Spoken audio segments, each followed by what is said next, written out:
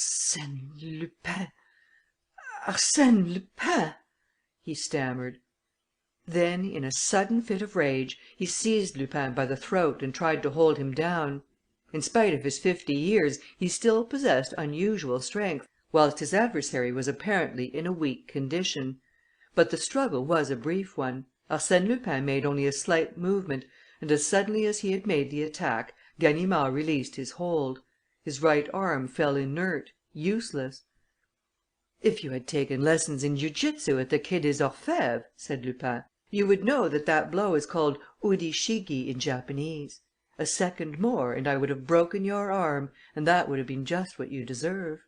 I am surprised that you, an old friend whom I respect, and before whom I voluntarily expose my incognito, should abuse my confidence in that violent manner. It is unworthy. Ah, what's the matter?" Ganimard did not reply.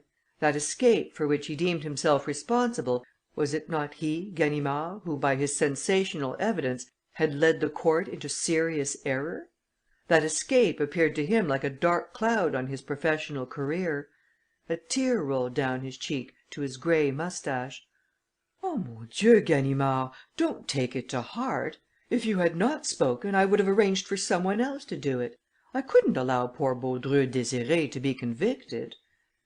"Then," murmured Ganimard, "it was you that was there? And now you are here?"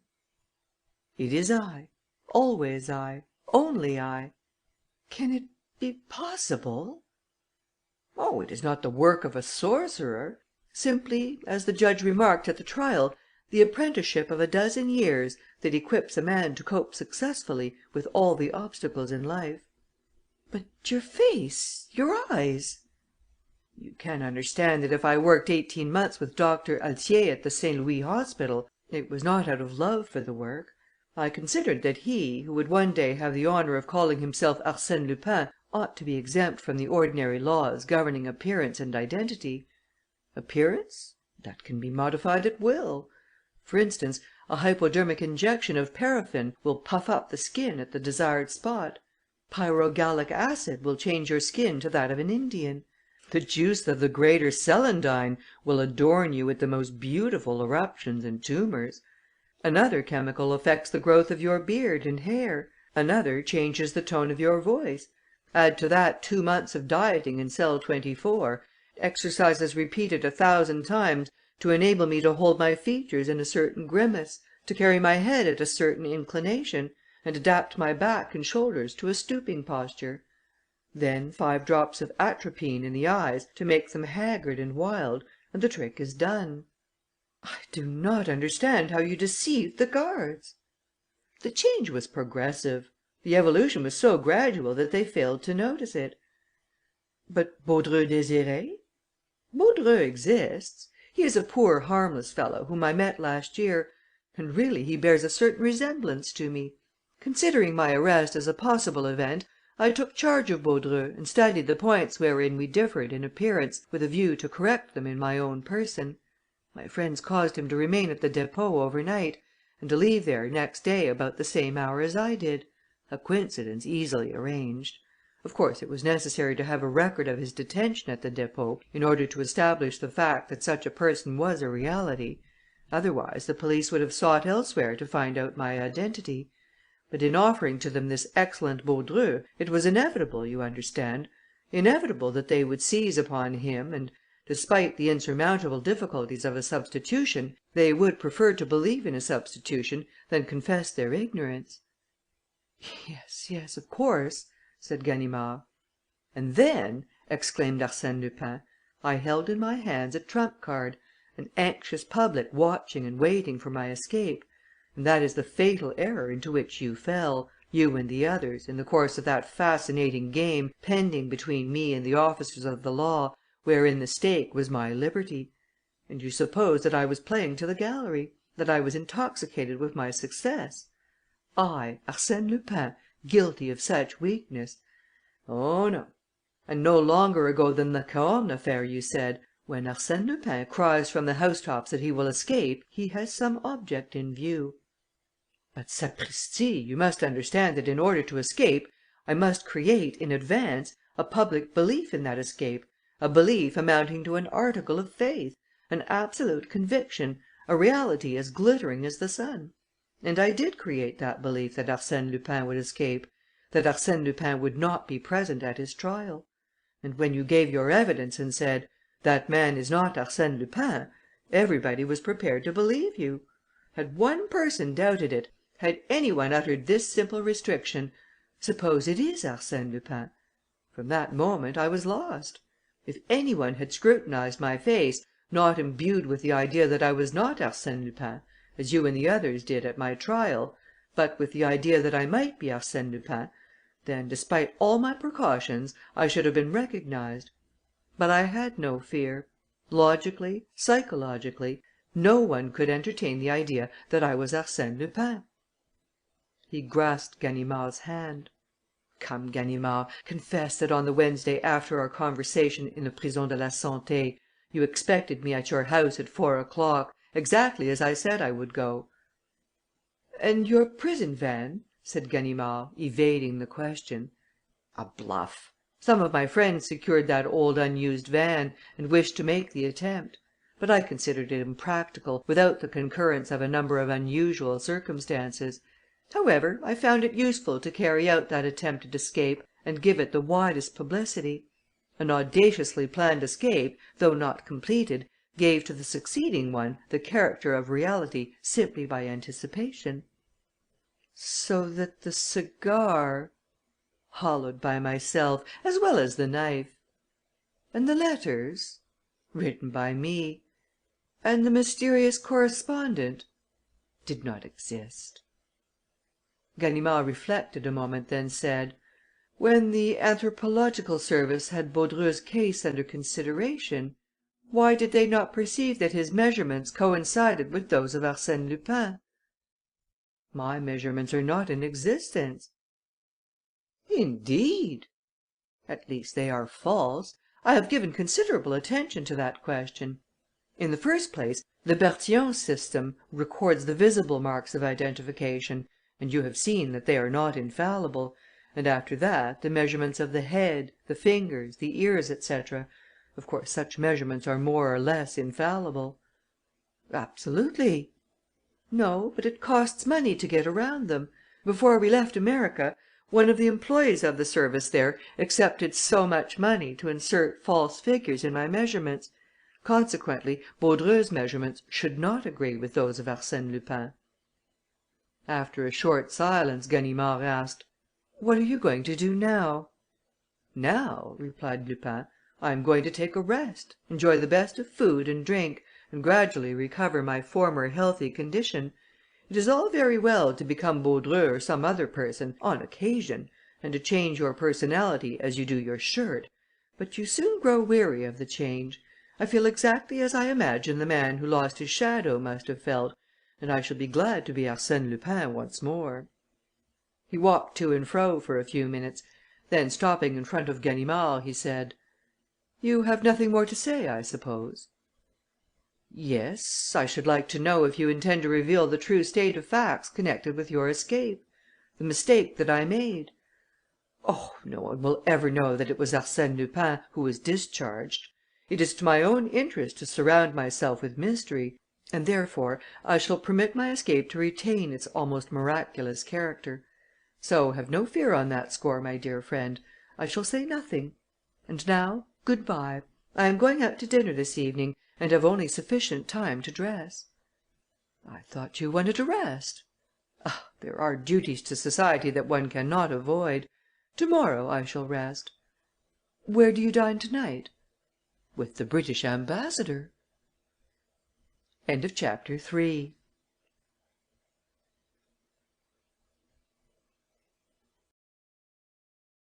Extraordinary Adventures of Arsène Lupin, Gentleman Burglar.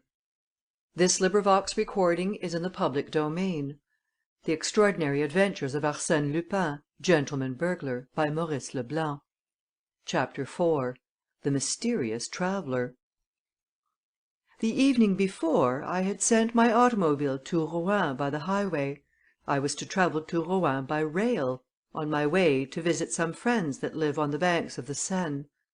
At Paris, a few minutes before the train started, 7 gentlemen entered my compartment. 5 of them were smoking. No matter that the journey was a short one, the thought of travelling with such a company was not agreeable to me, especially as the car was built on the old model, without a corridor. I picked up my overcoat, my newspapers, and my time table, and sought refuge in a neighbouring compartment. It was occupied by a lady who, at sight of me, made a gesture of annoyance that did not escape my notice, and she leaned toward a gentleman who was standing on the step and was, no doubt, her husband. The gentleman scrutinized me closely, and apparently my appearance did not displease him, for he smiled as he spoke to his wife with the air of one who reassures a frightened child. She smiled also, and gave me a friendly glance as if she now understood that I was one of those gallant men with whom a woman can remain shut up for 2 hours in a little box 6 feet square, and have nothing to fear. Her husband said to her, "I have an important appointment, my dear, and cannot wait any longer. Adieu." He kissed her affectionately and went away. His wife threw him a few kisses and waved her handkerchief. The whistle sounded and the train started. At that precise moment, and despite the protests of the guards, the door was opened and a man rushed into our compartment. My companion, who was standing and arranging her luggage, uttered a cry of terror and fell upon the seat. I am not a coward, far from it, but I confess that such intrusions at the last minute are always disconcerting. They have a suspicious, unnatural aspect. However, the appearance of the new arrival greatly modified the unfavourable impression produced by his precipitant action. He was correctly and elegantly dressed, wore a tasteful cravat, correct gloves, and his face was refined and intelligent. But where the devil had I seen that face before? Because, beyond all possible doubt, I had seen it. And yet the memory of it was so vague and indistinct that I felt it would be useless to try to recall it at that time. Then, directing my attention to the lady, I was amazed at the pallor and anxiety I saw in her face.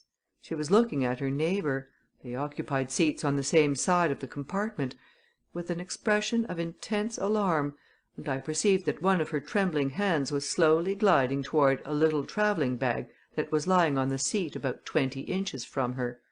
She finished by seizing it and nervously drawing it to her. Our eyes met, and I read in hers so much anxiety and fear that I could not refrain from speaking to her. "Are you ill, madame? Shall I open the window?" Her only reply was a gesture indicating that she was afraid of our companion. I smiled, as her husband had done, shrugged my shoulders, and explained to her in pantomime that she had nothing to fear, that I was there, and besides, the gentleman appeared to be a very harmless individual.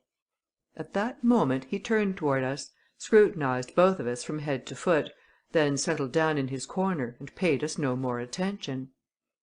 After a short silence, the lady, as if she had mustered all her energy to perform a desperate act, said to me in an almost inaudible voice, "Do you know who is on our train?" "Who?" He, I assure you." "Who is he?" "Arsène Lupin."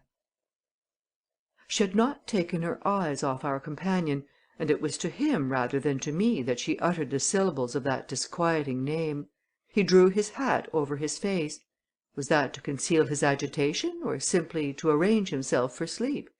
Then I said to her: "Yesterday, through contumacy, Arsène Lupin was sentenced to 20 years' imprisonment at hard labour. Therefore, it is improbable that he would be so imprudent to day as to show himself in public. Moreover, the newspapers have announced his appearance in Turkey since his escape from the Santé." "But he is on this train at the present moment," the lady proclaimed, with the obvious intention of being heard by our companion. "My husband is one of the directors in the penitentiary service, and it was the station master himself who told us that a search was being made for Arsène Lupin." "They may have been mistaken." "No. He was seen in the waiting room. He bought a first-class ticket for Rouen. He has disappeared. The guard at the waiting room door did not see him pass, and it is supposed that he had got into the express that leaves 10 minutes after us. In that case, they will be sure to catch him. Unless, at the last moment, he leapt from that train to come here, into our train, which is quite probable, which is almost certain. If so, he will be arrested just the same, for the employees and guards would no doubt observe his passage from one train to the other, and when we arrive at Rouen, they will arrest him there. Him? Never! He will find some means of escape. In that case, I wish him bon voyage. But in the meantime, think what he may do." "What?" "I don't know. He may do anything." She was greatly agitated, and truly the situation justified to some extent her nervous excitement.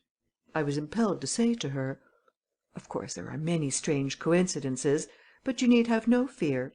Admitting that Arsène Lupin is on this train, he will not commit any indiscretion. He will be only too happy to escape the peril that already threatens him." My words did not reassure her, but she remained silent for a time. I unfolded my newspapers and read reports of Arsène Lupin's trial, but as they contained nothing that was new to me, I was not greatly interested. Moreover, I was tired and sleepy. I felt my eyelids close and my head drop. "But, monsieur, you are not going to sleep?" She seized my newspaper and looked at me with indignation. "Certainly not," I said. "That would be very imprudent." "Of course," I assented. I struggled to keep awake. I looked through the window at the landscape and the fleeting clouds, but in a short time all that became confused and indistinct. The image of the nervous lady and the drowsy gentleman were effaced from my memory, and I was buried in the soothing depths of a profound sleep. The tranquillity of my response was soon disturbed by disquieting dreams, wherein a creature that had played the part and bore the name of Arsène Lupin held an important place. He appeared to me with his back laden with articles of value. He leapt over walls and plundered castles. But the outlines of that creature, who was no longer Arsène Lupin, assumed a more definite form. He came toward me, growing larger and larger, leapt into the compartment with incredible agility, and landed squarely on my chest. With a cry of fright and pain, I awoke. The man, the traveller, our companion, with his knee on my breast, held me by the throat. My sight was very indistinct, for my eyes were suffused with blood. I could see the lady, in a corner of the compartment, convulsed with fright. I tried even not to resist. Besides, I did not have the strength. My temples throbbed. I was almost strangled. 1 minute more, and I would have breathed my last. The man must have realized it, for he relaxed his grip, but did not remove his hand. Then he took a cord, in which he had prepared a slip knot, and tied my wrists together. In an instant I was bound, gagged, and helpless. Certainly he accomplished the trick with an ease and skill that revealed the hand of a master. He was no doubt a professional thief. Not a word, not a nervous movement, only coolness and audacity. And I was there, lying on the bench, bound like a mummy. I, Arsène Lupin! It was anything but a laughing matter. And yet, despite the gravity of the situation, I keenly appreciated the humour and irony that it involved. Arsène Lupin seized and bound like a novice! Robbed as if I were an unsophisticated rustic! For, you must understand, the scoundrel had deprived me of my purse and wallet. Arsène Lupin, a victim, duped, vanquished! What an adventure! The lady did not move. He did not even notice her. He contented himself with picking up her travelling bag that had fallen to the floor and taking from it the jewels, purse, and gold and silver trinkets that it contained. The lady opened her eyes, trembled with fear, drew the rings from her fingers, and handed them to the man as if she wished to spare him unnecessary trouble. He took the rings and looked at her. She swooned. Then, quite unruffled, he resumed his seat, lighted a cigarette, and proceeded to examine the treasure that he had acquired. The examination appeared to give him perfect satisfaction. But I was not so well satisfied. I do not speak of the 12,000 francs of which I had been unduly deprived. That was only a temporary loss, because I was certain that I would recover possession of that money after a very brief delay, together with the important papers contained in my wallet, plans, specifications, addresses, lists of correspondence, and compromising letters. But for the moment, a more immediate and more serious question troubled me. How would this affair end? What would be the outcome of this adventure? As you can imagine, the disturbance created by my passage through the Saint-Lazare station has not escaped my notice. Going to visit friends who knew me under the name of Guillaume Burglar, and amongst whom my resemblance to Arsène Lupin was a subject of many innocent jests, I could not assume a disguise, and my presence had been remarked. So, beyond question, the commissary of police at Rouen, notified by telegraph and assisted by numerous agents, would be awaiting the train, would question all suspicious passengers, and proceed to search the cars. Of course, I had foreseen all that, but it had not disturbed me, as I was certain that the police of Rouen would not be any shrewder than the police of Paris, and that I could escape recognition. Would it not be sufficient for me to carelessly display my card as député, thanks to which I had inspired complete confidence in the gatekeeper at Saint-Lazare? But the situation was greatly changed. I was no longer free. It was impossible to attempt one of my usual tricks. In one of the compartments, the commissary of police would find Monsieur Arsène Lupin, bound hand and foot, as docile as a lamb, packed up, all ready to be dumped into a prison van. He would have simply to accept delivery of the parcel, the same as if it were so much merchandise, or a basket of fruit and vegetables. Yet, to avoid that shameful dénouement, what could I do, bound and gagged as I was? And the train was rushing on toward Rouen, the next and only station. Another problem was presented, in which I was less interested, but the solution of which aroused my professional curiosity. What were the intentions of my rascally companion? Of course, if I had been alone, he could, on our arrival at Rouen, leave the car slowly and fearlessly. But the lady? As soon as the door of the compartment should be opened, the lady, now so quiet and humble, would scream and call for help. That was the dilemma that perplexed me. Why had he not reduced her to a helpless condition similar to mine? That would have given him ample time to disappear before his double crime was discovered. He was still smoking, with his eyes fixed upon the window that was now being streaked with drops of rain. Once he turned, picked up my timetable, and consulted it. The lady had to feign a continued lack of consciousness in order to deceive the enemy. But fits of coughing, provoked by the smoke, exposed her true condition. As to me, I was very uncomfortable and very tired. And I meditated, I plotted. The train was rushing on joyously, intoxicated with its own speed. Saint-Étienne. At that moment, the man arose and took 2 steps toward us, which caused the lady to utter a cry of alarm and fall into a genuine swoon. What was the man about to do? He lowered the window on our side. A heavy rain was now falling, and by a gesture the man expressed his annoyance at his not having an umbrella or an overcoat. He glanced at the rack. The lady's umbrella was there. He took it. He also took my overcoat and put it on. We were now crossing the Seine. He turned up the bottoms of his trousers, then leaned over and raised the exterior latch of the door. Was he going to throw himself upon the track? At that speed it would have been instant death. We now entered a tunnel. The man opened the door halfway and stood on the upper step. What folly! The darkness, the smoke, the noise, all gave a fantastic appearance to his actions. But suddenly the train diminished its speed. A moment later it increased its speed, then slowed up again. Probably some repairs were being made in that part of the tunnel which obliged the trains to diminish their speed, and the man was aware of the fact. He immediately stepped down to the lower step, closed the door behind him, and leapt to the ground. He was gone. The lady immediately recovered her wits, and her first act was to lament the loss of her jewels. I gave her an imploring look. She understood and quickly removed the gag that stifled me. She wished to untie the cords that bound me, but I prevented her. No, no, the police must see everything exactly as it stands. I want them to see what the rascal did to us. Suppose I pull the alarm bell? Too late. You should have done that when he made the attack on me." "But he would have killed me. Ah, monsieur, didn't I tell you that he was on this train? I recognized him from his portrait. And now he has gone off with my jewels." "Don't worry. The police will catch him." "Catch Arsène Lupin! Never!" "That depends on you, madame. Listen. When we arrive at Rouen, be at the door and call. Make a noise. The police and the railway employees will come. Tell what you have seen: the assault made on me and the flight of Arsène Lupin. Give a description of him: soft hat, umbrella, yours, grey overcoat."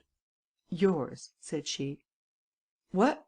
Mine? Oh, not at all. It was his. I didn't have any." "It seems to me he didn't have one when he came in." "Yes, yes, unless the coat was one that some one had forgotten and left in the rack. At all events, he had it when he went away, and that is the essential point. A grey overcoat, remember. Ah, I forgot. You must tell your name, first thing you do. Your husband's official position will stimulate the zeal of the police." We arrived at the station. I gave her some further instructions in a rather imperious tone. "Tell them my name, Guillaume Burglar. If necessary, say that you know me. That will save time. We must expedite the preliminary investigation. The important thing is the pursuit of Arsène Lupin. Your jewels, remember. Let there be no mistake. Guillaume Burglar, a friend of your husband." "I understand. Guillaume Burglar." She was already calling and gesticulating. As soon as the train stopped, several men entered the compartment. The critical moment had come. Panting for breath, the lady exclaimed: "Arsène Lupin! He attacked us! He stole my jewels! I am Madame Renaud. My husband is the director of the penitentiary service. Ah, here is my brother, Georges Ardelle, director of the Crédit Rouennais. You must know." She embraced a young man who had just joined us, and whom the commissary saluted. Then she continued, weeping: "Yes, Arsène Lupin, while monsieur was sleeping, he seized him by the throat. Monsieur Burglar, a friend of my husband." The commissary asked: "But where is Arsène Lupin?" "He leapt from the train when passing through the tunnel." "Are you sure that it was he?" "Am I sure? I recognized him perfectly. Besides, he was seen at the Saint-Lazare station. He wore a soft hat." "No, a hard felt, like that," said the commissary, pointing to my hat. "He had a soft hat, I am sure," repeated Madame Renaud, "and a grey overcoat." "Yes, that is right," replied the commissary. "The telegram says he wore a grey overcoat with a black velvet collar." "Exactly, a black velvet collar!" exclaimed Madame Renaud, triumphantly. I breathed freely. Ah, the excellent friend I had in that little woman! The police agents had now released me. I bit my lips until they ran blood. Stooping over, with my handkerchief over my mouth, an attitude quite natural in a person who has remained for a long time in an uncomfortable position and whose mouth shows the bloody marks of the gag, I addressed the commissary in a weak voice: "Monsieur, it was Arsène Lupin. There is no doubt about that. If we make haste, he can be caught yet. I think I may be of some service to you." The railway car, in which the crime occurred, was detached from the train, to serve as a mute witness at the official investigation. The train continued on its way to Havre. We were then conducted to the station master's office through a crowd of curious spectators. Then I had a sudden access of doubt and discretion. Under some pretext or other, I must gain my automobile and escape. To remain there was dangerous. Something might happen, for instance, a telegram from Paris, and I would be lost. Yes, but what about my thief? Abandoned to my own resources, in an unfamiliar country, I could not hope to catch him. "I must make the attempt," I said to myself. "It may be a difficult game, but an amusing one, and the stake is well worth the trouble." And when the commissary asked us to repeat the story of the robbery, I exclaimed: "Monsieur, really, Arsène Lupin is getting the start of us. My automobile is waiting in the courtyard. If you will be so kind as to use it, we can try." The commissary smiled and replied: "The idea is a good one. So good, indeed, that it is already being carried out. 2 of my men have set out on bicycles. They have been gone for some time." "Where did they go?" "To the entrance of the tunnel. There they will gather evidence, secure witnesses, and follow on the track of Arsène Lupin." I could not refrain from shrugging my shoulders as I replied: "Your men will not secure any evidence or any witnesses." "Really?" "Arsène Lupin will not allow any one to see him emerge from the tunnel. He will take the first road." "To Rouen, where we will arrest him." "He will not go to Rouen." "Then he will remain in the vicinity, where his capture will be even more certain."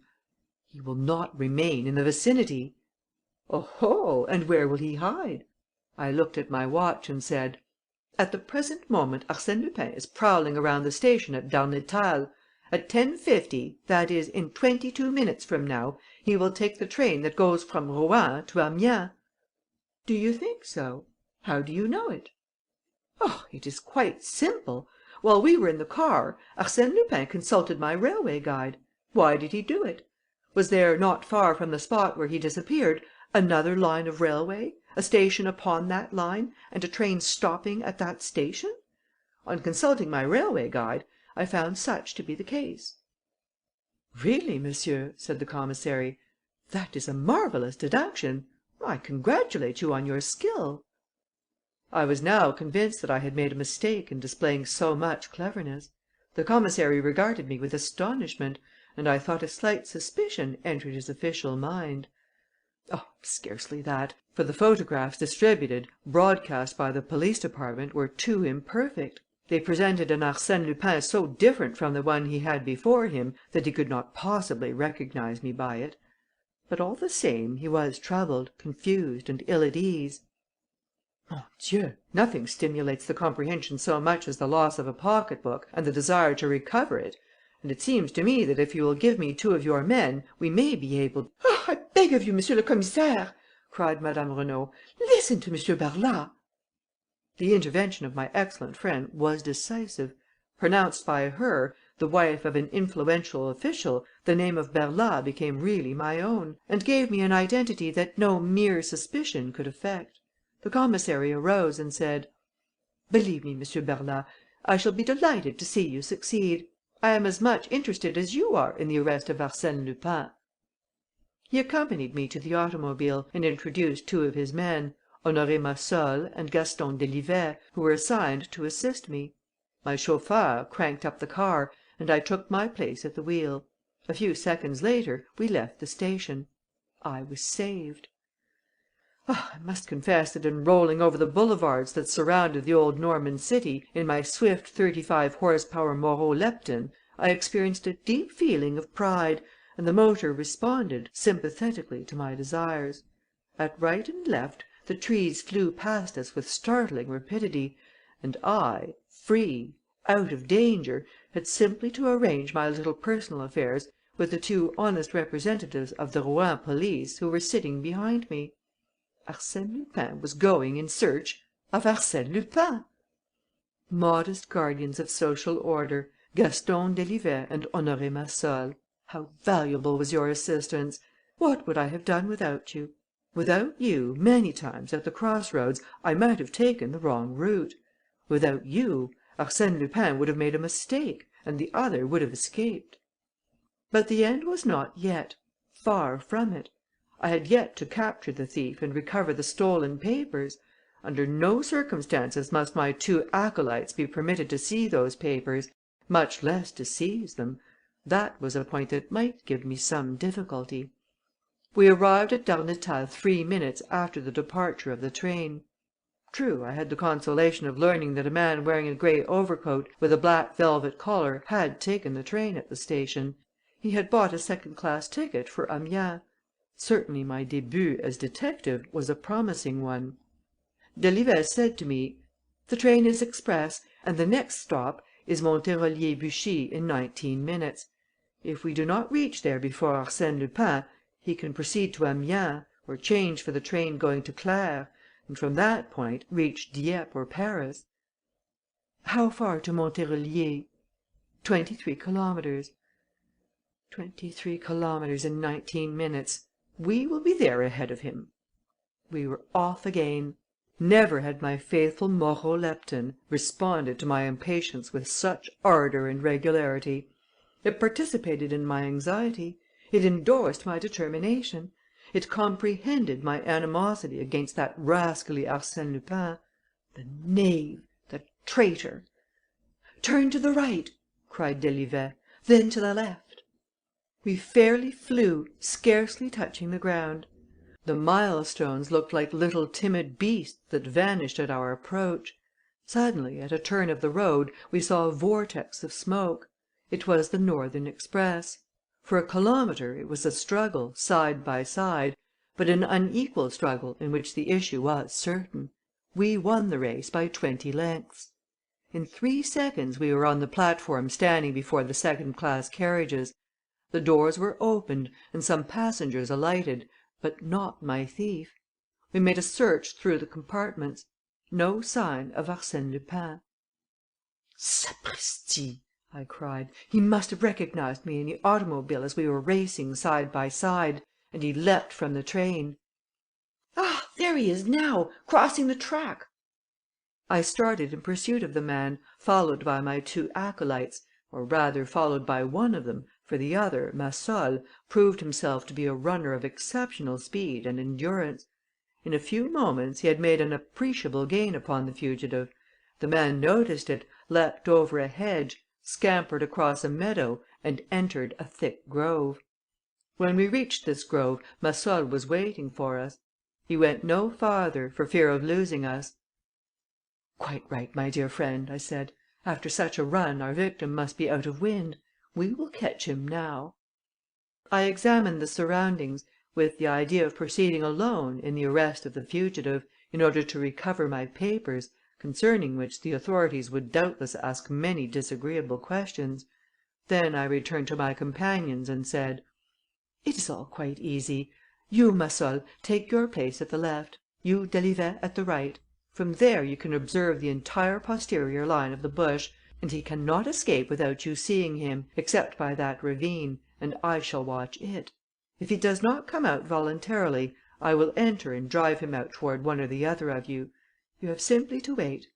Ah, I forgot, in case I need you, a pistol shot." Massol and Delivet walked away to their respective posts. As soon as they had disappeared, I entered the grove with the greatest precaution, so as to be neither seen nor heard. I encountered dense thickets, through which narrow paths had been cut, but the overhanging boughs compelled me to adopt a stooping posture. One of these paths led to a clearing in which I found footsteps upon the wet grass. I followed them. They led me to the foot of a mound which was surmounted by a deserted, dilapidated hovel. "He must be there," I said to myself. "It is a well chosen retreat." I crept cautiously to the side of the building. A slight noise informed me that he was there, and then, through an opening, I saw him. His back was turned toward me. In 2 bounds I was upon him. He tried to fire a revolver that he held in his hand, but he had no time. I threw him to the ground in such a manner that his arms were beneath him, twisted and helpless, whilst I held him down with my knee on his breast. "Listen, my boy," I whispered in his ear. "I am Arsène Lupin.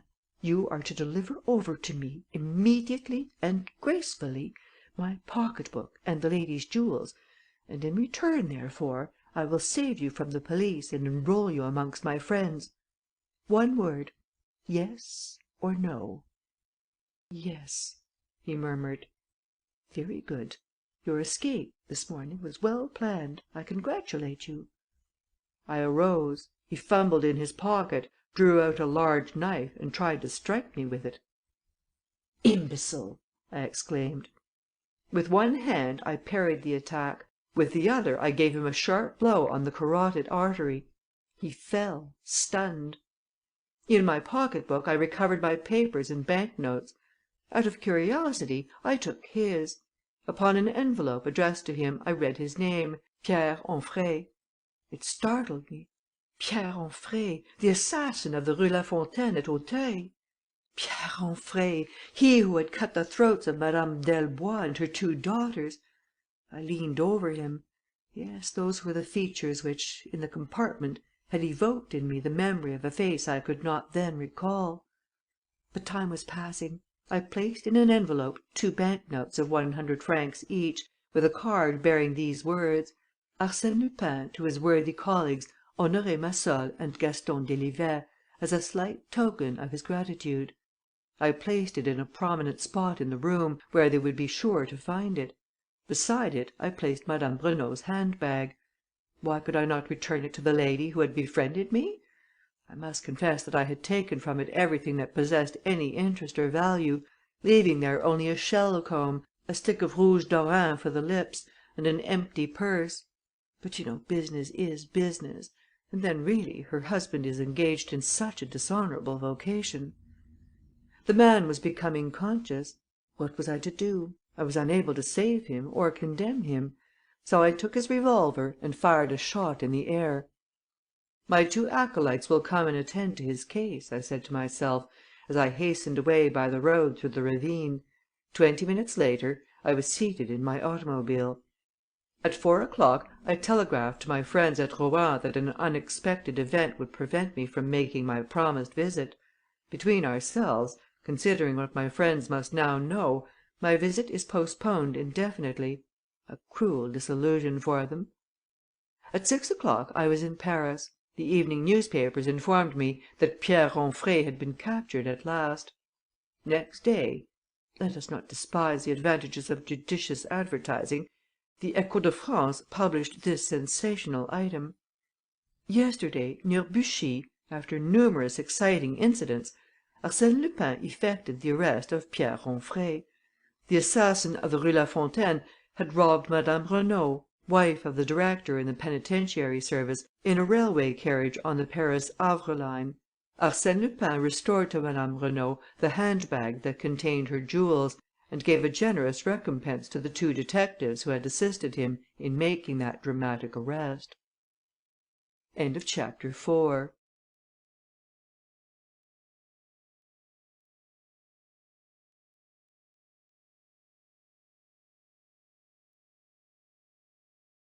Of the Extraordinary Adventures of Arsène Lupin, Gentleman Burglar.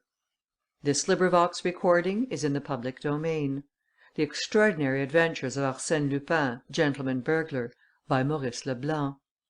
Chapter 5. The Queen's Necklace. 2 or 3 times each year, on occasions of unusual importance, such as the balls at the Austrian Embassy or the soirées of Lady Billingston, the Countess de Dreux-Soubise wore upon her white shoulders the Queen's necklace.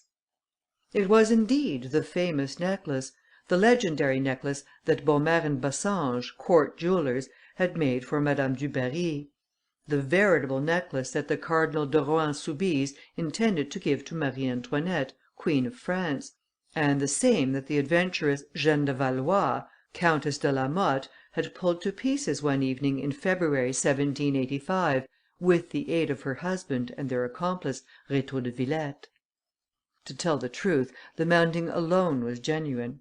Rétaux de Villette had kept it, whilst the Count de la Motte and his wife scattered to the 4 winds of heaven the beautiful stone so carefully chosen by Baumer. Later he sold the mounting to Gaston de Dreux-Soubise, nephew and heir of the cardinal, who repurchased the few diamonds that remained in the possession of the English jeweller Jeffreys, supplemented them with other stones of the same size, but of much inferior quality, and thus restored the marvellous necklace to the form in which it had come from the hands of Baumer and Bassange. For nearly a century the house of Dreux-Soubise had prided itself upon the possession of this historic jewel. Although adverse circumstances had greatly reduced their fortune, they preferred to curtail their household expenses rather than part with this relic of royalty. More particularly, the present count clung to it as a man clings to the home of his ancestors. As a matter of prudence, he had rented a safety deposit box at the Crédit Lyonnais in which to keep it. He went for it himself on the afternoon of the day on which his wife wished to wear it, and he himself carried it back next morning. On this particular evening, at the reception given at the Palais de Castille, the countess achieved a remarkable success, and King Christian, in whose honour the fête was given, commented on her grace and beauty. The 1,000 facets of the diamond sparkled and shone like flames of fire about her shapely neck and shoulders, and it is safe to say that none but she could have borne the weight of such an ornament with so much ease and grace. This was a double triumph, and the Count de Dreux was highly elated when they returned to their chamber in the old house of the Faubourg Saint Germain. He was proud of his wife, and quite as proud, perhaps, of the necklace that had conferred added lustre to his noble house for generations. His wife also regarded the necklace with an almost childish vanity, and it was not without regret that she removed it from her shoulders and handed it to her husband, who admired it as passionately as if he had never seen it before. Then, having placed it in its case of red leather, stamped with the cardinal's arms, he passed into an adjoining room which was simply an alcove or cabinet that had been cut off from their chamber, and which could be entered only by means of a door at the foot of their bed. As he had done on previous occasions, he hid it on a high shelf amongst hat boxes and piles of linen. He closed the door and retired. Next morning he arose about 9 o'clock, intending to go to the Crédit Lyonnais before breakfast. He dressed, drank a cup of coffee, and went to the stables to give his orders. The condition of one of the horses worried him. He caused it to be exercised in his presence. Then he returned to his wife, who had not yet left the chamber. Her maid was dressing her hair. When her husband entered, she asked, "Are you going out?" "Yes, as far as the bank." "Of course, that is wise." He entered the cabinet, but after a few seconds, and without any sign of astonishment, he asked, "Did you take it, my dear?" "What?" "No, I have not taken anything." "You must have moved it." "Not at all. I have not even opened that door." He appeared at the door, disconcerted, and stammered, in a scarcely intelligible voice, You haven't... It wasn't you? Then..." She hastened to his assistance, and together they made a thorough search, throwing the boxes to the floor and overturning the piles of linen. Then the count said, quite discouraged, "It is useless to look any more. I put it here, on this shelf." "You must be mistaken." No, it was on this shelf, nowhere else." They lighted a candle, as the room was quite dark, and then carried out all the linen and other articles that the room contained. And when the room was emptied, they confessed, in despair, that the famous necklace had disappeared. Without losing time in vain lamentations, the countess notified the commissary of police, M. Valorbe, who came at once and, after hearing their story, inquired of the count, "Are you sure that no one passed through your chamber during the night?" "Absolutely sure, as I am a very light sleeper. Besides, the chamber door was bolted, and I remember unbolting it this morning when my wife rang for her maid." "And there is no other entrance to the cabinet?" "None." "No windows?"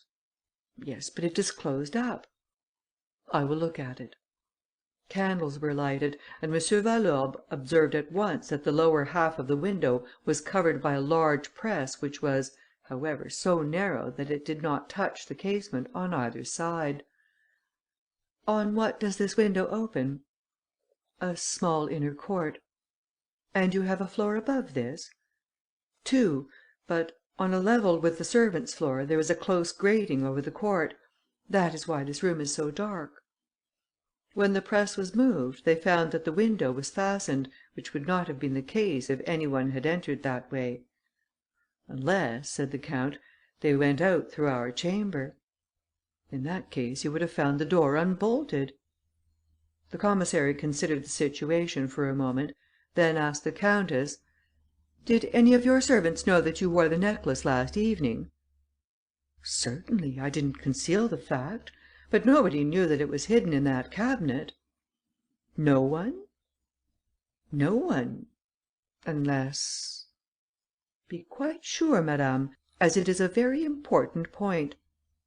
She turned to her husband and said, "I was thinking of Henriette." "Henriette? She didn't know where we kept it." "Are you sure?" "Who is this woman Henriette?" asked M. Valorbe. a schoolmate, who was disowned by her family for marrying beneath her. After her husband's death, I furnished an apartment in this house for her and her son. She is clever with her needle and has done some work for me." "What floor is she on?" "Same as ours, at the end of the corridor. And I think the window of her kitchen opens on this little court, does it not?" "Yes, just opposite ours." M. Valorbe then asked to see Henriette. They went to her apartment. She was sewing, whilst her son Raoul, about 6 years old, was sitting beside her, reading. The commissary was surprised to see the wretched apartment that had been provided for the woman. It consisted of one room without a fireplace, and a very small room that served as a kitchen. The commissary proceeded to question her. She appeared to be overwhelmed on learning of the theft. Last evening she had herself dressed the countess and placed the necklace upon her shoulders. "Good God!" she exclaimed. "It can't be possible!" "And you have no idea? Not the least suspicion? Is it possible that the thief may have passed through your room?" She laughed heartily, never supposing that she could be an object of suspicion. "But I have not left my room. I never go out, and perhaps you have not seen." She opened the kitchen window and said, "See, it is at least 3 metres to the ledge of the opposite window." "Who told you that we supposed the theft might have been committed in that way?" "But the necklace was in the cabinet, wasn't it?" "How do you know that?" "Why, I've always known that it was kept there at night. It had been mentioned in my presence." Her face, though still young, bore unmistakable traces of sorrow and resignation; and it now assumed an expression of anxiety, as if some danger threatened her. She drew her son toward her. The child took her hand and kissed it affectionately. When they were alone again, the count said to the commissary: "I do not suppose you suspect Henriette. I can answer for her. She is honesty itself." "I quite agree with you," replied M. Valorbe. "At most, I thought there might have been an unconscious complicity, but I confess that even that theory must be abandoned, as it does not help solve the problem now before us." The commissary of police abandoned the investigation, which was now taken up and completed by the examining judge. He questioned the servants, examined the condition of the bolt, experimented with the opening and closing of the cabinet window, and explored the little court from top to bottom. All was in vain. The bolt was intact. The window could not be opened or closed from the outside. The inquiries especially concerned Henriette, for in spite of everything, they always turned in her direction. They made a thorough investigation of her past life, and ascertained that, during the last 3 years, she had left the house only 4 times, and her business on those occasions was satisfactorily explained. As a matter of fact, she acted as chambermaid and seamstress to the countess, who treated her with great strictness and even severity. At the end of a week, the examining judge had secured no more definite information than the commissary of police. The judge said: "Admitting that we know the guilty party, which we do not, we are confronted by the fact that we do not know how the theft was committed. We are brought face to face with 2 obstacles, a door and a window, both closed and fastened. It is thus a double mystery. How could any one enter, and, moreover, how could any one escape, leaving behind him a bolted door and a fastened window?" At the end of 4 months, the secret opinion of the judge was that the count and countess, being hard pressed for money, which was their normal condition, had sold the queen's necklace. He closed the investigation. The loss of the famous jewel was a severe blow to the Dreux Soubise. Their credit being no longer propped up by the reserve fund that such a treasure constituted, they found themselves confronted by more exacting creditors and money lenders. They were obliged to cut down to the quick, to sell or mortgage every article that possessed any commercial value. In brief, it would have been their ruin, if 2 large legacies from some distant relatives had not saved them. Their pride also suffered a downfall, as if they had lost a quartering from their escutcheon. And, strange to relate, it was upon her former schoolmate, Henriette, that the countess vented her spleen. Toward her the countess displayed the most spiteful feelings, and even openly accused her. First, Henriette was relegated to the servants' quarters, and next day discharged. For some time the count and countess passed an uneventful life. They travelled a great deal. Only one incident of record occurred during that period. Some months after the departure of Henriette, the countess was surprised when she received and read the following letter signed by Henriette: "Madame, I do not know how to thank you, for it was you, was it not, who sent me that?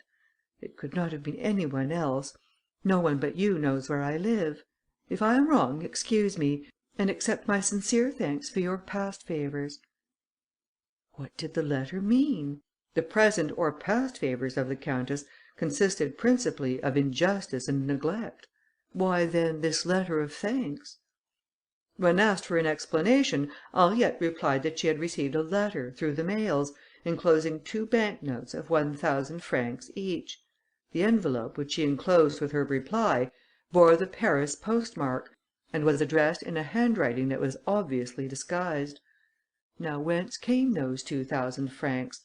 Who had sent them? And why had they sent them? Henriette received a similar letter and a like sum of money 12 months later, and a third time, and a fourth, and each year for a period of 6 years, with this difference, that in the 5th and 6th years the sum was doubled. There was another difference. The post office authorities having seized one of these letters under the pretext that it was not registered, the last 2 letters were duly sent according to the postal regulations, the first dated from Saint Germain, the other from Suresnes. The writer signed the first one Anquety, and the other Péchard. The addresses that he gave were false. At the end of 6 years Henriette died, and the mystery remained unsolved. All these events are known to the public. The case was one of those which excite public interest, and it was a strange coincidence that this necklace, which had caused such a great commotion in France at the close of the 18th century, should create a similar commotion a century later. But what I am about to relate is known only to the parties directly interested, and a few others from whom the count exacted a promise of secrecy.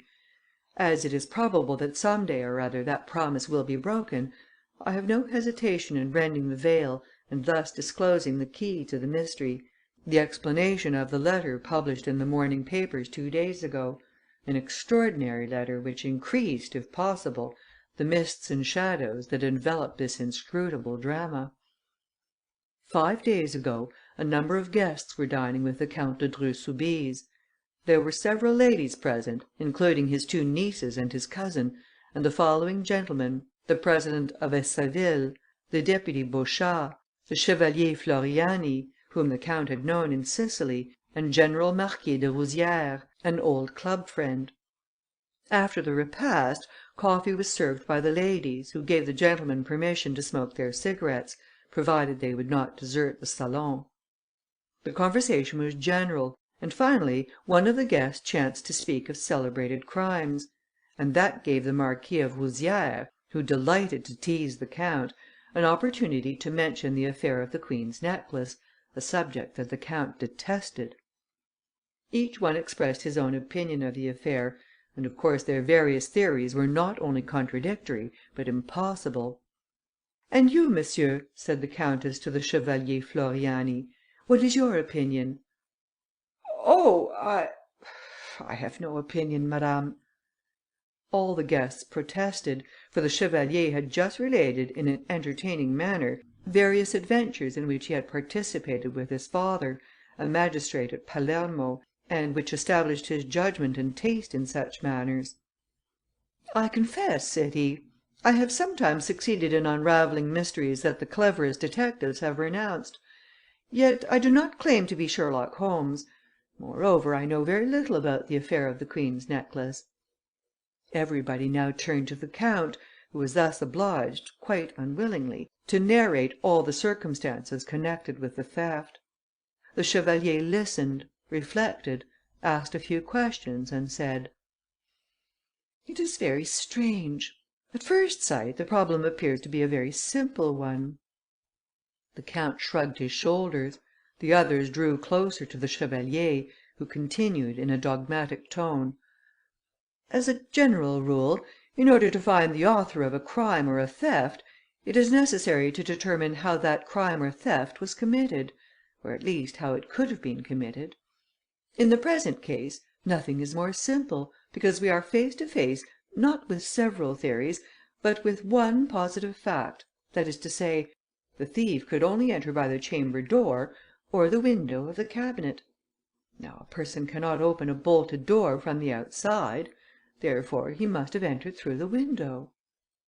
"But it was closed and fastened, and we found it fastened afterward," declared the count.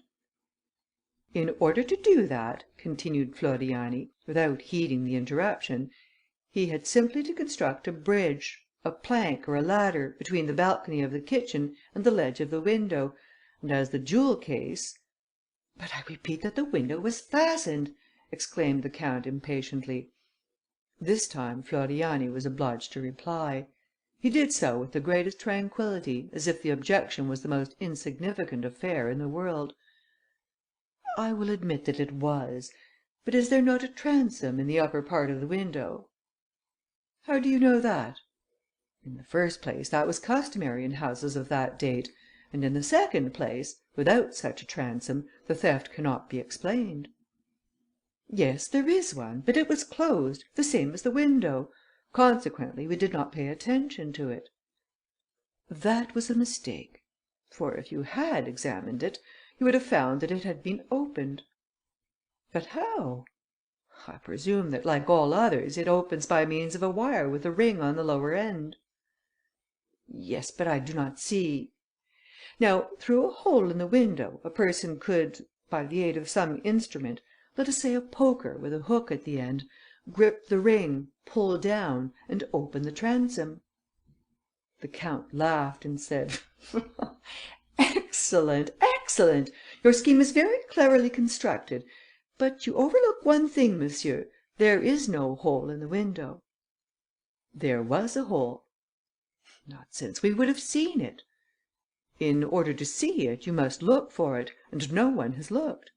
The hole is there, it must be there, at the side of the window, in the putty, in a vertical direction, of course." The count arose. He was greatly excited. He paced up and down the room 2 or 3 times, in a nervous manner. Then, approaching Floriani, he said: "Nobody has been in that room since. Nothing has been changed." "Very well, monsieur, you can easily satisfy yourself that my explanation is correct." "It does not agree with the facts established by the examining judge. You have seen nothing, and yet you contradict all that we have seen and all that we know." Floriani paid no attention to the count's petulance. He simply smiled and said: "Mon Dieu, monsieur, I submit my theory. That is all. If I am mistaken, you can easily prove it." "I will do so at once." "I confess that your assurance—" The count muttered a few more words, then suddenly rushed to the door and passed out. Not a word was uttered in his absence, and this profound silence gave the situation an air of almost tragic importance. Finally, the count returned. He was pale and nervous. He said to his friends, in a trembling voice: "I beg your pardon.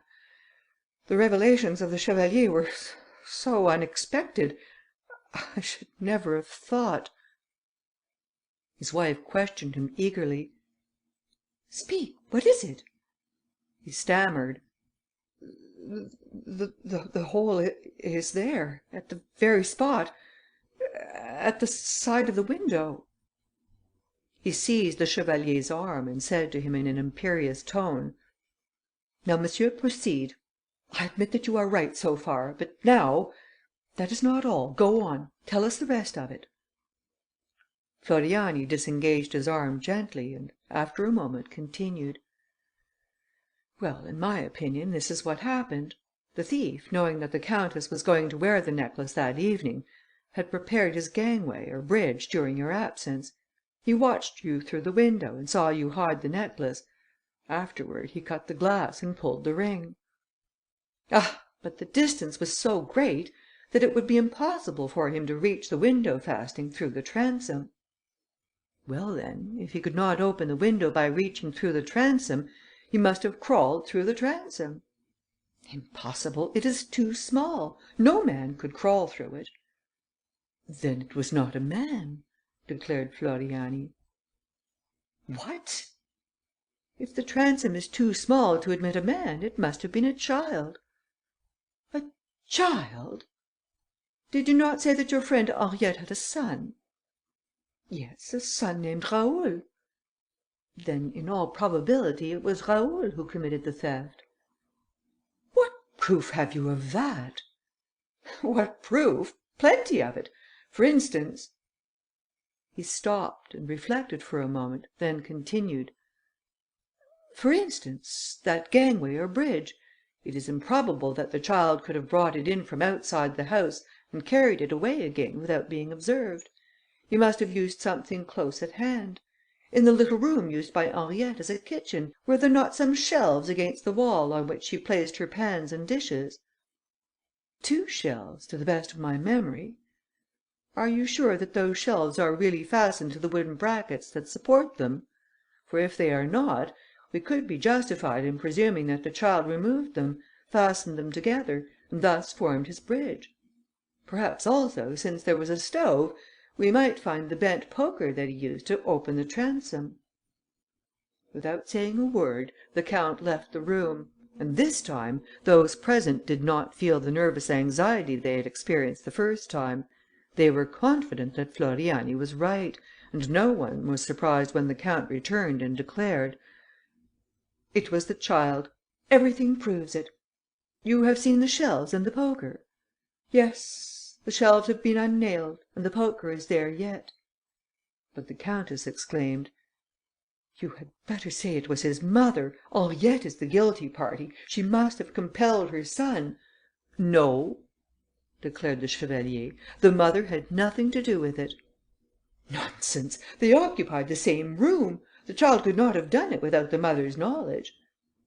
"True, they lived in the same room, but all this happened in the adjoining room, during the night, while the mother was asleep." "And the necklace?" said the count. "It would have been found amongst the child's things." "Pardon me, he had been out.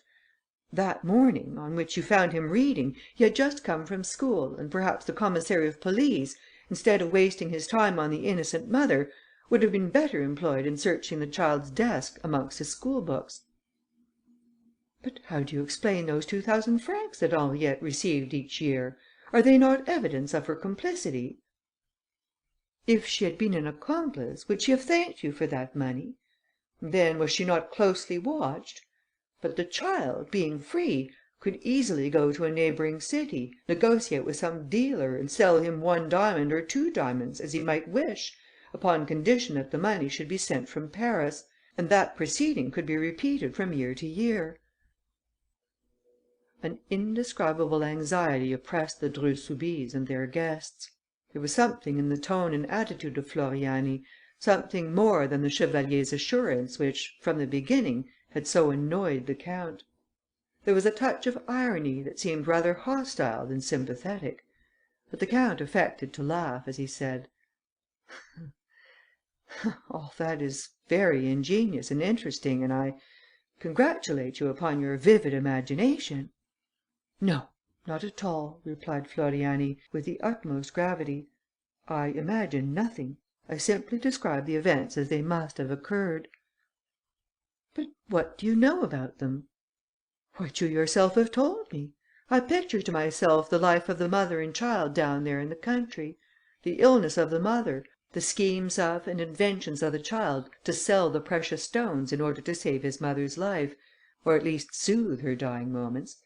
Her illness overcomes her, she dies, years roll on, the child becomes a man, and then, and now I will give my imagination a free rein, let us suppose that the man feels a desire to return to the home of his childhood, that he does so, and that he meets there certain people who suspect and accuse his mother.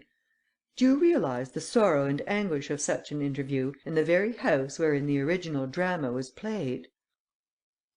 His words seemed to echo for a few seconds in the ensuing silence, and one could read upon the faces of the Count and Countess de Dreux a bewildered effort to comprehend his meaning, and, at the same time, the fear and anguish of such a comprehension.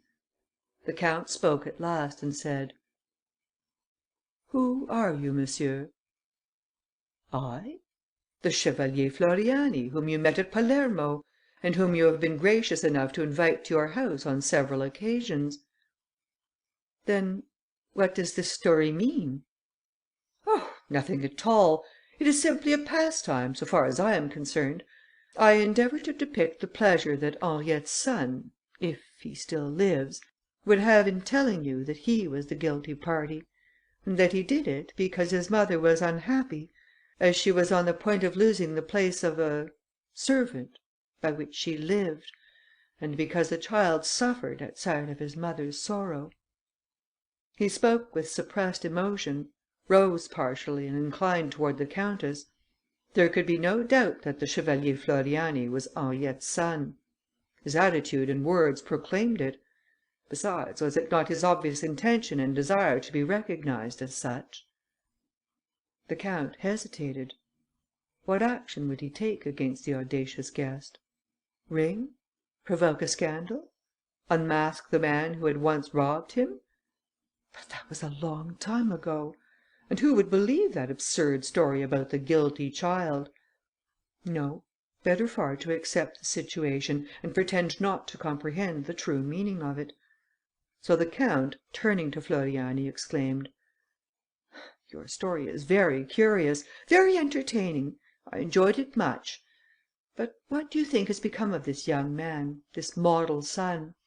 I hope he has not abandoned the career in which he made such a brilliant début." "Oh, certainly not.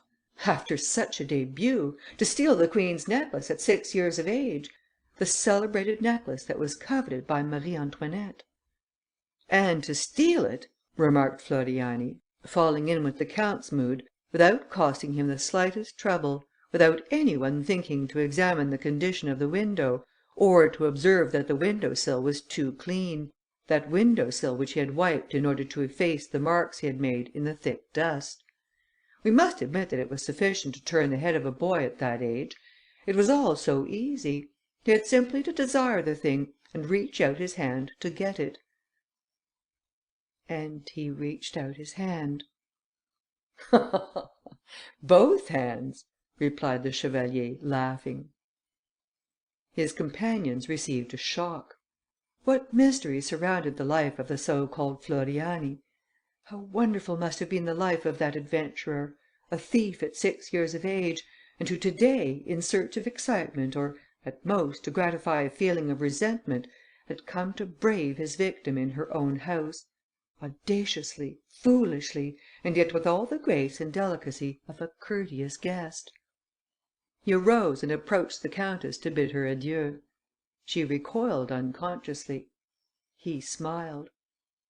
"Oh, madame, you are afraid of me. Did I pursue my rôle of parlour magician a step too far?" She controlled herself and replied, with her accustomed ease: "Not at all, monsieur. The legend of that dutiful son interested me very much, and I am pleased to know that my necklace had such a brilliant destiny. But do you not think that the son of that woman, that Henriette, was the victim of hereditary influence in the choice of his vocation?" He shuddered, feeling the point, and replied: "I am sure of it. And, moreover, his natural tendency to crime must have been very strong, or he would have been discouraged." "Why so?"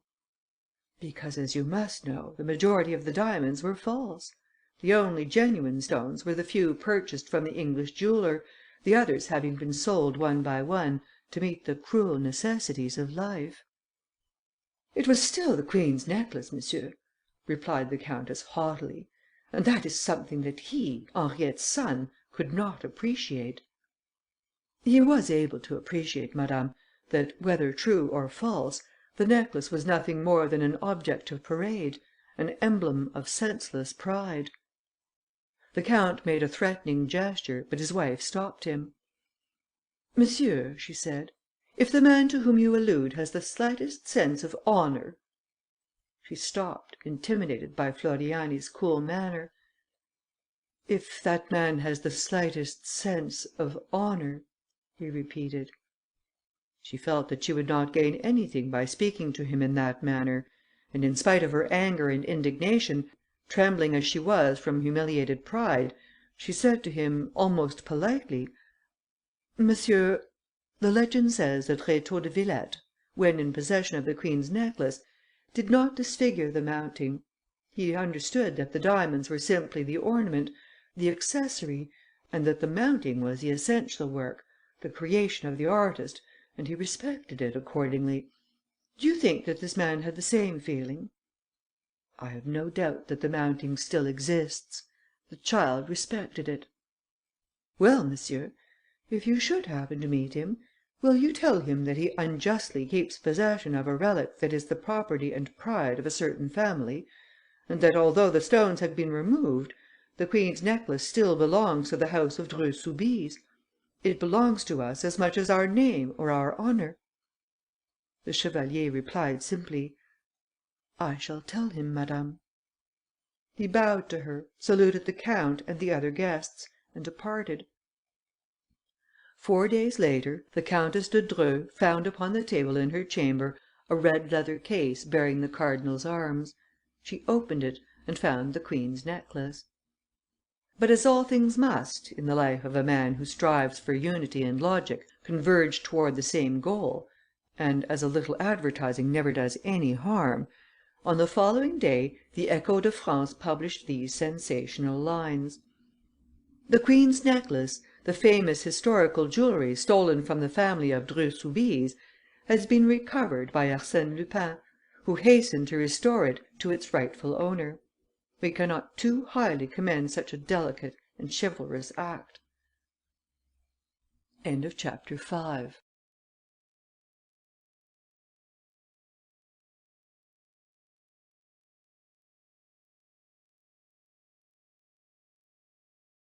Part I of the Extraordinary Adventures of Arsène Lupin, Gentleman Burglar.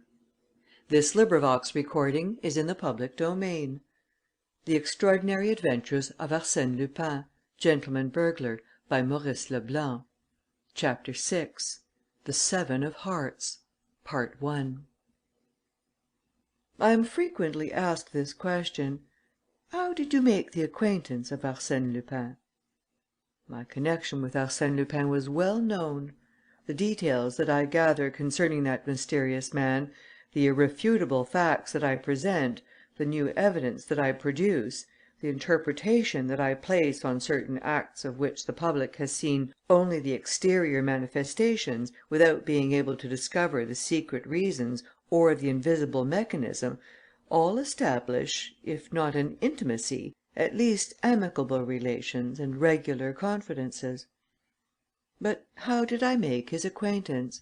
Why was I selected to be his historiographer? Why I, and not some one else? The answer is simple. Chance alone presided over my choice. My merit was not considered. It was chance that put me in his way. It was by chance that I was participant in one of his strangest and most mysterious adventures, and by chance that I was an actor in a drama of which he was the marvellous stage director, an obscure and intricate drama, bristling with such thrilling events that I feel a certain embarrassment in undertaking to describe it. The first act takes place during that memorable night of 22 June, of which so much has already been said; and for my part, I attribute the anomalous conduct of which I was guilty on that occasion to the unusual frame of mind in which I found myself on my return home. I had dined with some friends at the Cascade restaurant, and the entire evening, whilst we smoked, and the orchestra played melancholy waltzes, we talked only of crimes and thefts, and dark and frightful intrigues. That is always a poor overture to a night's sleep. The Saint Martins went away in an automobile. Jean d'Aspry, that delightful, heedless d'Aspry who, 6 months later, was killed in such a tragic manner on the frontier of Morocco, Jean d'Aspry and I returned on foot through the dark, warm night. When we arrived in front of the little house in which I had lived for a year at Neuilly, on the Boulevard Maillot, he said to me, Are you afraid?" "What an idea!" "But this house is so isolated. No neighbors. Vacant lots. Really, I am not a coward, and yet " "Well, you are very cheering, I must say." "Oh, I say that as I would say anything else. The St. Martins have impressed me with their stories of brigands and thieves." We shook hands and said good night. I took out my key and opened the door. "Well, that is good," I murmured. "Antoine has forgotten to light a candle." Then I recalled the fact that Antoine was away. I had given him a short leave of absence. Forthwith, I was disagreeably oppressed by the darkness and silence of the night. I ascended the stairs on tiptoe and reached my room as quickly as possible. Then, contrary to my usual habit, I turned the key and pushed the bolt. The light of my candle restored my courage. Yet I was careful to take my revolver from its case, a large, powerful weapon, and place it beside my bed. That precaution completed my reassurance. I laid down and, as usual, took a book from my night table to read myself to sleep. Then I received a great surprise. Instead of the paper knife with which I had marked my place on the preceding, I found an envelope, closed with 5 seals of red wax. I seized it eagerly.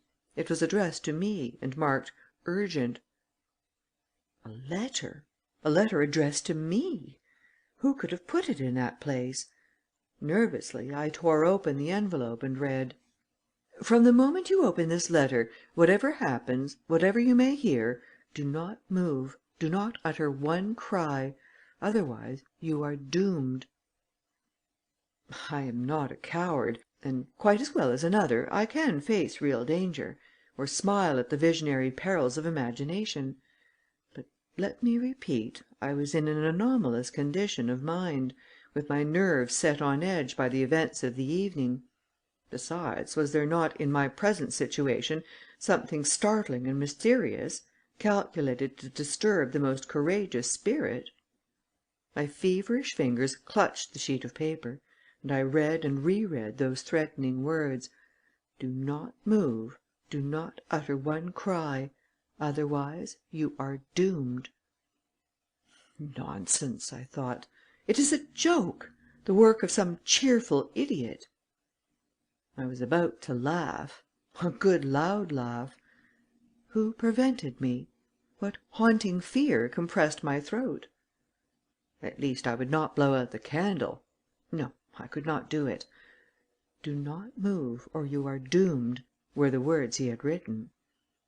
These autosuggestions are frequently more imperious than the most positive realities.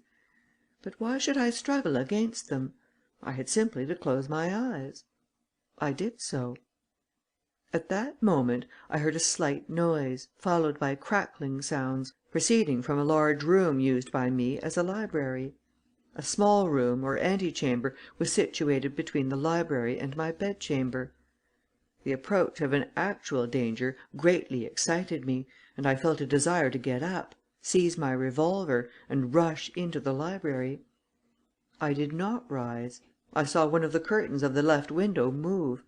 There was no doubt about it, the curtain had moved. It was still moving. And I saw quite distinctly, in the narrow space between the curtains and the window, a human form, a bulky mass that prevented the curtains from hanging straight. And it is equally certain that the man saw me through the large meshes of the curtain. Then I understood the situation. His mission was to guard me while the others carried away their booty.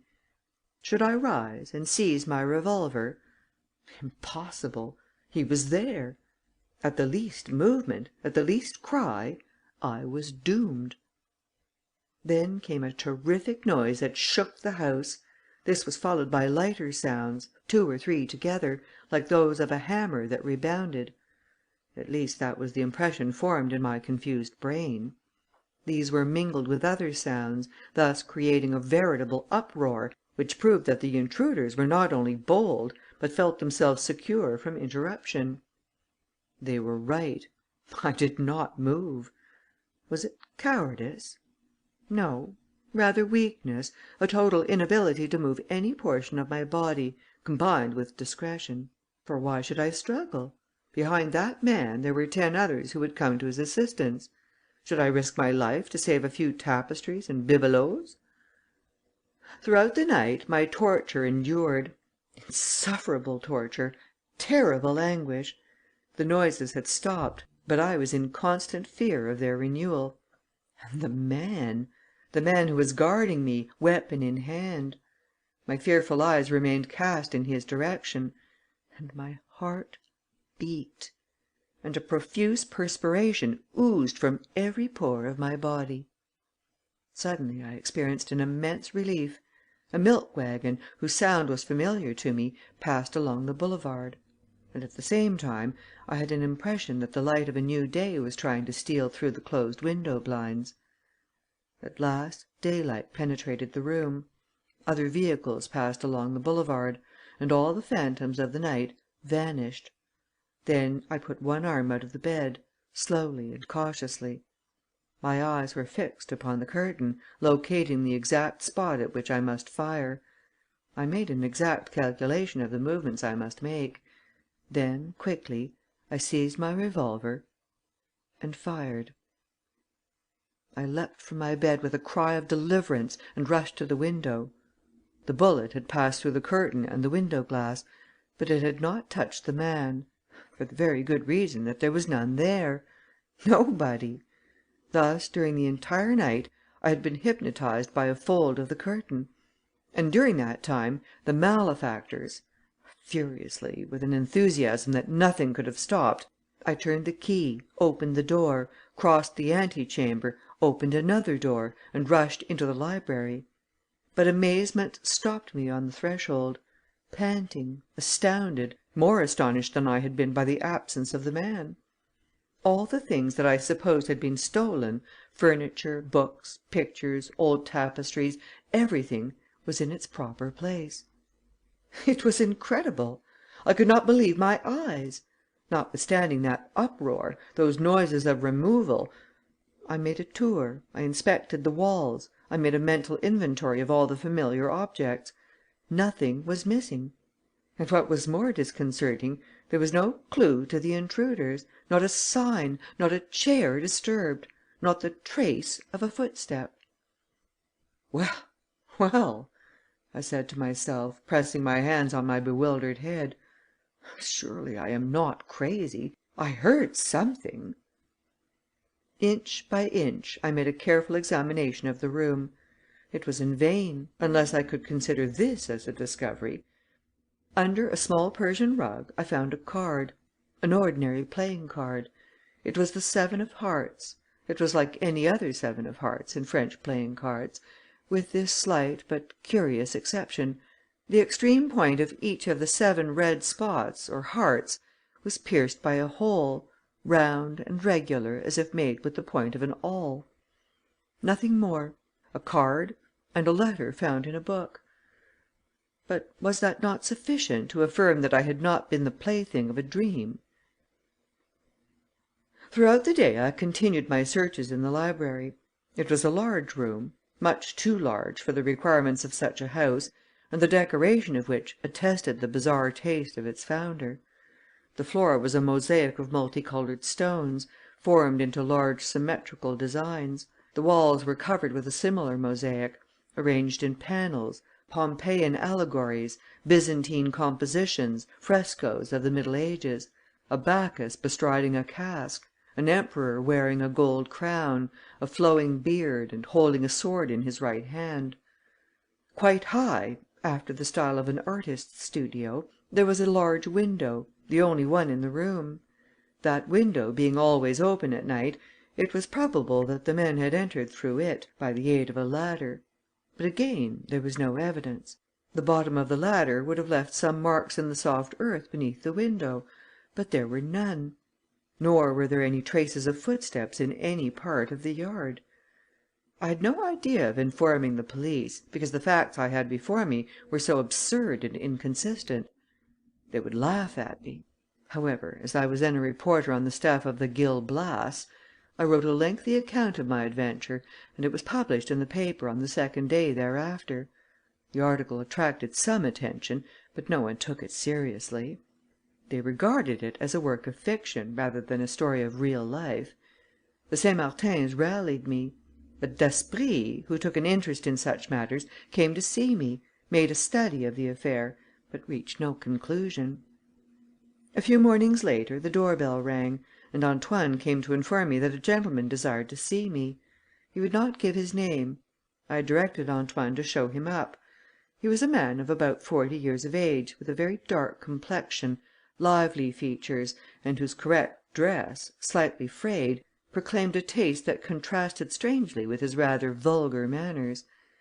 Without any preamble, he said to me, in a rough voice that confirmed my suspicion as to his social position: "Monsieur, whilst in a café I picked up a copy of the Gil Blas, and read your article. It interested me very much." "Thank you." "And here I am." "Ah!" "Yes, to talk to you. Are all the facts related by you quite correct?" "Absolutely so." "Well, in that case, I can perhaps give you some information." "Very well, proceed." "No, not yet. First, I must be sure that the facts are exactly as you have related them." "I've given you my word. What further proof do you want?" "I must remain alone in this room." "I do not understand," I said, with surprise. "It's an idea that occurred to me when reading your article. Certain details established an extraordinary coincidence with another case that came under my notice. If I am mistaken, I shall say nothing more, and the only means of ascertaining the truth is by my remaining in the room alone." What was at the bottom of this proposition?